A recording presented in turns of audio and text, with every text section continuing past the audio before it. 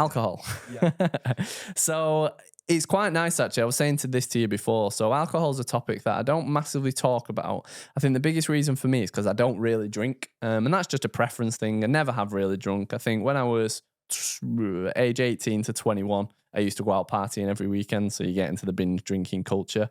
But my parents never drunk when they were younger. It's not something I've ever picked up. So I always feel, I won't say hypocritical, but I always think because I don't drink and I don't really care about drinking, it's easy for me to say to people, drink less or don't drink, because I don't do it. But I know that what we were talking about earlier, you do enjoy your beer, don't you? You like alcohol. You can answer for yourself. I suppose, what are your views in general around alcohol? And I appreciate for your absolute elite athlete, just don't drink it, I imagine would be the advice, but you can correct me on that. But for your everyday person listening to this who trains several times a week and rides several times a week, but they may enjoy a drink, what are your views around that?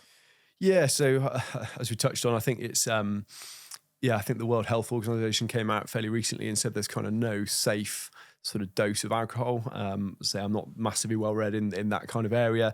I'm not aware of many sort of benefits of alcohol intake, positive aspect, positive impacts of alcohol on health, for example, or certainly there's very little on performance. I think it's one of those things where, it's I'm not here to kind of tell people how to live their lives. I enjoy pint myself. I think from the area I know a bit more about is from sort of a performance perspective. And I think it's one of those where there are downsides to having alcohol around sort of, particularly sort of post-exercise. It can have negative impacts on muscle protein synthesis, so the kind of rebuilding and growth of muscle tissue.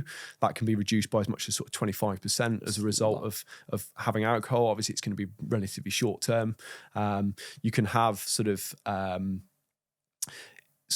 it can often sort of we get it in a lot in sort of team sports where people, professional players will, they'll have a good game they've built up to for a long period of time and then sort of, have a bit of a celebration afterwards. And that can be often we see that has negative impacts on sort of recovering glycogen stores, which, as I mentioned, are quite important for performance. So if you've got kind of a congested sort of, if you're riding one day and then riding the next, the time period you've got between those two sessions can be quite important for recovery. So trying to... That's interesting. I'm sorry to interject, because alcohol is obviously very high in carbohydrate generally. But then that can still affect your glycogen store. So if you have a big night of drinking, that won't necessarily replenish your glycogen stores. Yeah, so I think it's often that it replaces, it doesn't necessarily sort of block carbohydrate absorption into the muscles, but it often, like if you start drinking immediately after training, the impact then is that you don't necessarily have the optimal sort of recovery meal that you would normally, and then the sort of drink is replacing that side of things. So it's negative impact on sort of muscle protein synthesis. It's probably not great from sort of a glycogen recovery perspective. It's obviously can be quite a lot of calories, so you're ending up sort of, a few drinks can add up into quite a bit, which can then sort of push you into excess. And it's obviously going to have negative impacts around things like sleep as well. So, all of these things which are kind of critical for recovery, it's having a negative sort of impact on. So from, for your everyday kind of rider, it's probably best to avoid it around those times where sort of training is important, or, say you've gone away, you've gone to a trail center for a weekend and you're trying to do two, you want to make the most of the time that you've got away and get as much riding in as you can.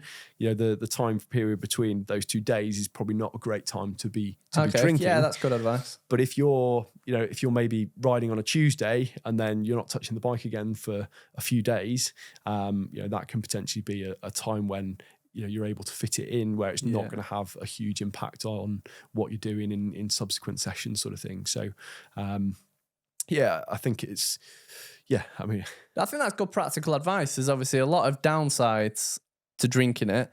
For people who do want to drink, just trying to time it throughout the week is really good advice. So if you're going racing, I know a lot of people who go to Hard Rock and do whatever you want, like it doesn't matter to me, but I know there's a big culture around practice on Friday from memory, race on the Saturday. A lot of people practice on Friday, get bladdered on Friday night, and then race Saturday. I'm not talking about the people who are placing top 5%. I suppose part of it for them is that's the fun of doing that, which who am I to say don't do that? But then for performance, it's probably not the best thing to be doing. There's a big culture in mountain biking of having a beer after a ride. Like it's huge, isn't it? It's not so much from what I understand in the road cycling world, although I'm not a roadie, I don't understand. It's very much more around because generally roadies on that note will often be very much into the nutrition, won't they? Like the really like keen on more it. performance focused, I think. Yeah, mountain bikers, it's a lot more hip, a lot more cool, if you like, and there's not as much focus on it. But there is a big culture of having a pint or two after a ride. Is that bad? Should people not be doing that?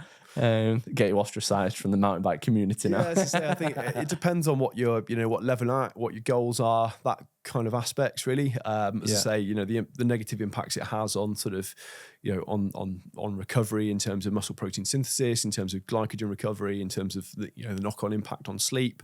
It's probably not, if performance is your focus, then, it's probably not a great thing to be doing.